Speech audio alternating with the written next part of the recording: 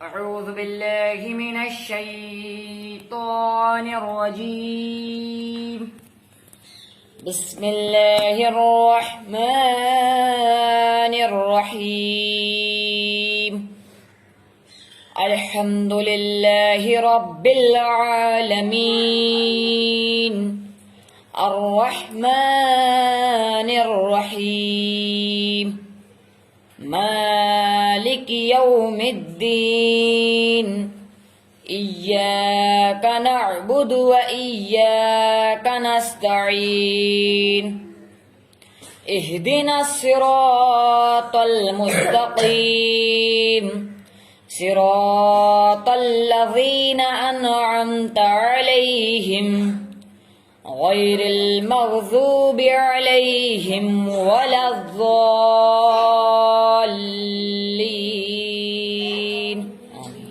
صدق اللہ العظیم.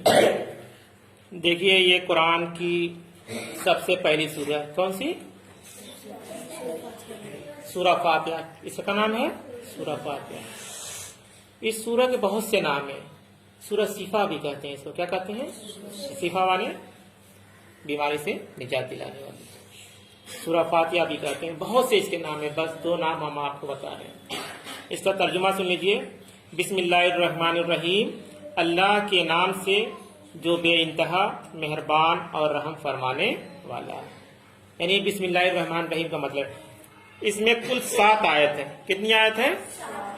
اگر بسم اللہ کو لے کر پڑھیں گے تو کل 7 آیت ہے، اور بسم اللہ کو چھوڑ دیں گے تو 6 آیت ہے. ٹھیک. اگر کوئی کہے سورہ فاتحہ میں 7 آیت ہے تو وہ بھی صحیح ہے. اگر کوئی کہے کہ سورہ فاتحہ میں 6 آیت ہے تو وہ بھی صحیح ہے. تو بسم اللہ الرحمن الرحیم 1 آیت ہو گئی. ٹھیک. الحمدللہ رب العالمین یہ دوسری آیت ہے. کون سی آیت ہے؟ دوسری آیت. اس کا مطلب ہے کہ اللہ ہی کے لیے ہے جو تمام کائنات کا رب ہے. اللہ ہی کے لیے کیا ہے؟ تعریف. تعریف اللہ ہی کے لیے ہے جو تمام کائنات کا رب ہے. اب تمام کائنات یعنی یہاں پہ جو ہے ایک دنیا کی بات نہیں کی جائے گی. ورلڈس یعنی پوری دنیا. تو آپ کہیں گے ہم تو ایک ہی دنیا کے بارے میں جانتے ہیں. ٹھیک. جیسے تو یہاں پہ سائنسدانوں نے اسی نقطے کو پکڑا، اسی پوائنٹ کو. جب اللہ نے فرما دیا کہ اللہ ہی ہے، اللہ ہی کے لیے جو تمام کائنات یعنی سارے سنسار کا، ایک سنسار کا نہیں سارے سنسار کا مالک ہے، تو سائنسدانوں نے کھوج شروع کر دی. کیا کر دی؟ یعنی اس دنیا کے علاوہ بھی اور کوئی دنیا. انہوں نے کھوجا. کیا کیا کھوجا؟ چاند کھوجا، منگل گرہ کھوجا اور بہت سی جگہوں کو انہوں نے کھوجا، اور ابھی کھوجتے چلے جا رہے ہیں. تو اگر کوئی کھوجنا چاہے تو یہ سب سے بڑی سائنس کی کتاب ہے. مگر کوئی اس سے کھوجنا چاہے گا تو سارے جہاں کا مالک کون ہے؟ اللہ. اور اللہ کسے کہتے ہیں؟ اب ایک آدمی پوچھتا ہے کہ اللہ کسے کہتے ہیں، تو آپ کہیں گے جو اس دنیا کو بنانے والا ہے، جو ہم کو بنانے والا ہے، جو زمین اور آسمان کو بنانے والا ہے، جو پیڑ پودوں کو بنانے والا ہے، جو مچھلیوں کو بنانے والا، جو تالابوں کو بنانے والا، جو پہاڑوں کو بنانے والا، سب کا مالک جو ہے وہ اللہ ہے. کون ہے؟ اللہ ہے. تو ہم جب بھی تعریف کریں گے اسی کی تعریف کریں گے. اور تعریف کیسے کریں گے؟ جب اس کا حکم مانیں گے. کیا مانیں گے؟ حکم مانیں گے. دوسری آیت میں دیکھیے کیا ہے؟ الرحمن الرحیم. نہایت مہربان اور رحم فرمانے والا ہے. نہایت مہربان اور رحم فرمانے والا ہے. کہا جاتا ہے نا کہ اللہ غفور الرحیم ہے، رحمان ہے. تو جو اللہ تعالیٰ کے 99 نام ہیں، 99 نام ہے، تو پہلا نام یہ ہے الرحمان. کیا ہے؟ سورہ فاتحہ میں سب سے پہلے نام ذکر ہے. سارے 99 نام قرآن میں ہیں. تو سب سے پہلے نام جو ہم نے لکھ کے دیا تھا ایک بار کہ پہلا نام کیا ہے؟ الرحمان. اس کے بعد الرحیم. تو یہاں پہ اس کا مطلب یہ ہوا کہ رحم فرمانے والا ہے، نہایت مہربان. اور اگر رحم فرمانے والا نہ رہتا تو مان لیجیے کہ ہم لوگ اس کا کہنا نہیں مانتے ہیں، نماز نہیں پڑھتے ہیں، تب ہم کو کھانا ملتا ہے نا. چاہے ہمارے ماں باپ نہیں مانتے ہیں، چاہے ہم نہیں مانتے ہیں. ابھی بہت سے لوگ ہیں نا، جس آپ کہیں گے کہ جو اللہ کو نہیں ماننے والے ہیں ان کو بھی اللہ کا تعالیٰ کھانا کھلاتا ہے، تو اسی لیے اس کی بتائے گی کہ چاہے اس سے کوئی مانے چاہے نہ مانے، سب کے لیے چاند ہے، سب کے لیے آکسیجن ہے، سب کے لیے سورج ہے، تو اس لیے سب کا مالک اللہ ہے، چاہے وہ کسی کو مانے یا نہ مانے، چاہے کوئی اس کو مانے یا نہ مانے۔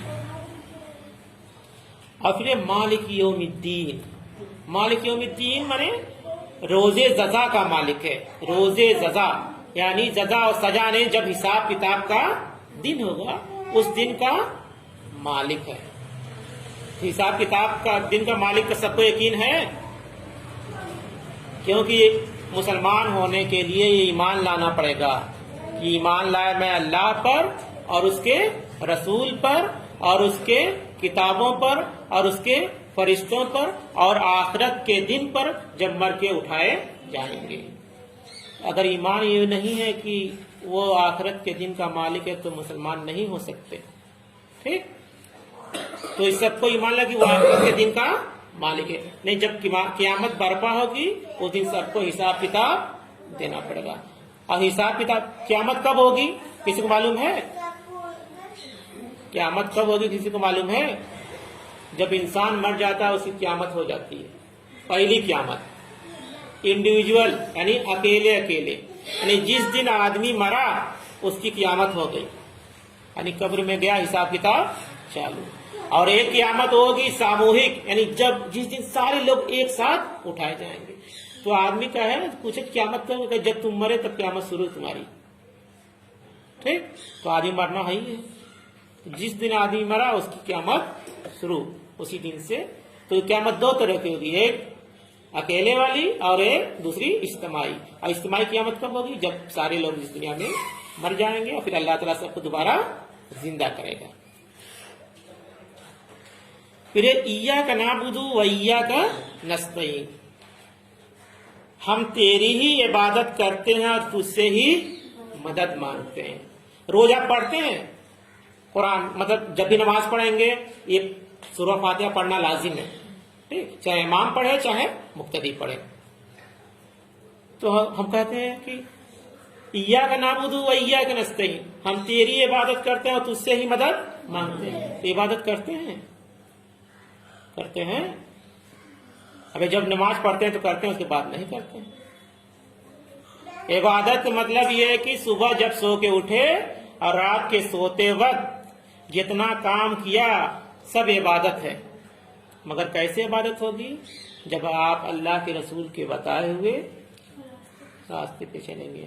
آپ نے اللہ کے رسول کے بتائے ہوئے حکم سے سو کے اٹھا، آپ نے لیٹرین گئے، پیشاب کیا، کھانا کھایا، نہایا، دھویا، سویا، پڑھا لکھا، ٹہلا پھرا، کھیلا کودا، سب عبادت ہے۔ مگر جب اللہ کے رسول نے جیسا حکم دیا ہے ویسا کریں گے تو اور پھر کیا کہا؟ تجھ سے ہی مدد مانگتے ہیں۔ بھائی آدمی کہتا ہے کہ مدد اللہ تعالیٰ مدد کر دے، تو مدد کب کرے گا؟ کیا ایاک نعبد ہو یعنی جس نے اس کی عبادت کی، ایاک نستعین تو وہی مانگنے کا حق رکھتا ہے۔ جو اللہ کی عبادت کرے گا وہی مانگنے کا حق رکھتا ہے، مگر اللہ تعالیٰ تو غفور الرحیم ہے، سب کی مدد کرتا ہے، ٹھیک؟ تو اس لیے جیسے کچھ لوگ کیا کرتے ہیں دوسرے سے مدد مانگتے ہیں، جیسے انسان کہتا ہے کہ کبھی کبھی کہتا ہے کہ ہم بہت پریشان ہیں ہماری مدد کرو، نہیں کہنا چاہیے، یہ ایسی بات نہیں کہنا چاہیے۔ اللہ سے مدد مانگو، اللہ اس انسان کو تمہارے پاس بھیج دے گا۔ پھر دیکھو یہ بہت اہم آیت ہے، اہدنا الصراط المستقیم، ہمیں سیدھا راستہ دکھا۔ اہدنا صراط المستقیم، مستقیم یعنی سیدھا، ہمیں سیدھا راستہ دکھا۔ تو ہم دعا مانگیں گے کیسے؟ تو شیطان بہکا دے گا، تو ہم کو بار بار یہ دعا نہ مانگنا چاہیے کہ اہدنا الصراط المستقیم، مجھے سیدھا راستہ دکھا۔ اور پھر اس کے بعد کیا کہا جا رہا ہے؟ صراط الذین انعمت علیہم غیر المغضوب علیہم ولا الضالین، ان لوگوں کا راستہ جن پر تو نے انعام فرمایا۔ ان لوگوں کا راستہ کیسا راستہ دکھا؟ انعام فرمایا۔ اب انعام کسے کہتے ہیں؟ پرائز، کیا چیز؟ پرسکار جسے کہتے ہیں، تو اللہ تعالیٰ کا سب سے بڑا انعام کیا ہے؟ جنت. کیا ہے؟ جنت. جنت کسی نے دیکھا ہے؟ جنت میں کیا کیا ہوتا ہے کسی نے دیکھا ہے؟ اس کے بارے میں جانتے ہیں؟ نہیں جانتے ہیں؟ ہم بتا دیں آپ کو. دیکھیے کتاب ہے جنت میں کیا ہوگا. ابھی دوزخ کے بارے میں تو سب لوگ بتائیں، کیڑا ہوگا، بچھو ہوگا، آگ ہوگا، ہیں یہی سب بتائیں نا. میں جنت میں کیا ہوگا کسی نے بتایا آپ کو؟ ہم بتائیں گے انشاءاللہ. تو یہاں پہ ہم کہیں سب لوگ جنتی ہیں تو کیا بات صحیح ہے؟ ہم کہیں کہ اگر سب بچے جنتی ہیں تو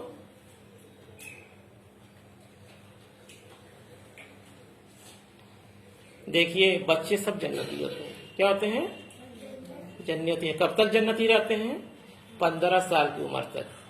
کب تک جنتی رہتے ہیں؟ 15 سال. اور اس کے بعد جیسے ہی 16ویں سال میں پہنچیں گے یا 15 ہی سے شروع ہو جاتا ہے، 14 سے جب 15 ہوا تو ان کا میٹر چلنے لگتا ہے. یعنی ان کے اوپر نماز فرض، روزہ فرض، اور سب کام اگر نہیں کیا تو گناہ والا میٹر چلنے لگے گا. اس لیے میں کہتا ہوں کہ 14 سال تک تو سب بچے جنتی قریب قریب، ٹھیک. مگر اس کے بعد جو ہے ہاں جنتی ہے مطلب جنتی تو آپ کو اللہ نے بنا دیا تھا. اگر آپ اس کو رکھنا چاہتے تو آگے کیا کرنا پڑتا؟ نماز پڑھتے، روزہ رکھتے، ماں باپ کا کہنا مانتے. اور بہت مشکل کام تھوڑے نہیں ہے. چوری نہیں کریں گے، گالی نہیں دیں گے، یہی سب کام تو ہے. کھیلیں گے، کودیں گے، یہی سب جنتی کی نشانی ہے. اگر آپ نے یہ کام کیا تو آپ ہمیشہ جنتی رہے. ٹھیک. اور جنت میں کیا ہوگا؟ جنت میں کیا ہوگا انشاءاللہ اگلے بار ہم بتائیں گے. ٹھیک ہے. جنت میں کیا کیا چیزیں ملیں گی آپ کو، کون کون سی جنت ہے. جنت بھی بہت طرح کی ہوگی. 1 نمبر کی جنت، 2 نمبر والی، 3 نمبر والی، جیسے first A C, second A C, third A C, سب آپ کو بتایا جائے گا. ہم آئے تو اسی لیے آج بتانے کے لیے، مگر ٹائم کم پڑ گیا. تو اگلے سنڈے کو انشاءاللہ جنت کے بارے میں آپ کو بتایا جائے گا. مگر اس کے آگے ایک اور بات ہے. اس میں کیا ہے؟ جن لوگوں پہ انعام فرمایا، انعام سمجھے نا، اللہ کا سب سے بڑا انعام کیا ہے؟ جنت. جس کو مل گئی وہ سب سے بڑا ہے. تو جنت کس کو ملی ہے؟ صحابہ اکرام کو، جس سے اللہ راضی ہو گیا. جب اللہ راضی ہو گیا تو جنت مل گئی. جو اور کیا ہے؟ غیر المغضوب علیہم ولا الضالین. اور جو مغضوب نہیں ہوئے، جو بھٹکے ہوئے نہیں ہیں. یعنی ان لوگوں کا راستہ مت دکھا جن پہ تیرا قہر برپا ہوا. کیا ہوا؟ قہر برپا ہوا، یعنی جس پہ عذاب آیا. بہت سے لوگوں پر اللہ نے عذاب بھیجا، جیسے نوح علیہ السلام کی قوم پہ عذاب بھیجا، لوط علیہ السلام کی قوم پہ عذاب بھیجا. تو ان لوگوں جیسا مجھے مت بنا، مجھے ان لوگوں جیسا بنا، اور ایسا راستہ دکھا جس پہ تو نے انعام فرمایا، اور اس راستے کو مجھے چلنے والا فرمایا. یہ ہم کیا کرتے ہیں؟ ہر 5 وقت کی نماز میں ہم دعا مانگتے ہیں. اور یہ دعا نہیں ہے، یہ کیا ہے؟ یہ سورہ بھی ہے، یہ دعا بھی ہے، اور عہد نامہ ہے. یعنی اللہ سے ہم کیا کرتے ہیں؟ شپث لیتے ہیں کہ اللہ تعالیٰ ہم یہ کام کریں گے. اور جب نہیں کرتے ہیں تو کیا ہوتا ہے؟ اللہ کیا ہوتا ہے؟ ناراض ہوتا ہے. تو اس لیے اس کی ناراضگی سے ہم کو کیا ہونا چاہیے؟ بچنا چاہیے. تو یہ سورہ فاتحہ رہی. اس کے ایک عالم نے کہا کہ اگر سورہ فاتحہ پہ ہی اگر لکھنے بولنا ہو جائے کئی دنوں تک آدمی کیونکہ اللہ کی تعریف آدمی بیان ہی نہیں کر سکتا کہ آپ کو کیا کیا دیا اس نے. تو ہمیشہ اس کو کیا کرنا چاہیے؟ ہمیں شکر ادا کرنا چاہیے. اور انسانوں کو، چاہے بچوں کو، چاہے جس کو بھی اللہ نے اس دنیا میں بھیجا، سب کو بہت اللہ کا شکر ادا کرنا ہے کہ ہم کو ایک نیک انسان بنایا. تو انشاءاللہ اگلی بار ہم جنت کے بارے میں آپ لوگوں کو بتائیں گے. وآخر دعوانا ان الحمدللہ رب العالمین. آپ دعا کرا دو. ارے کرا.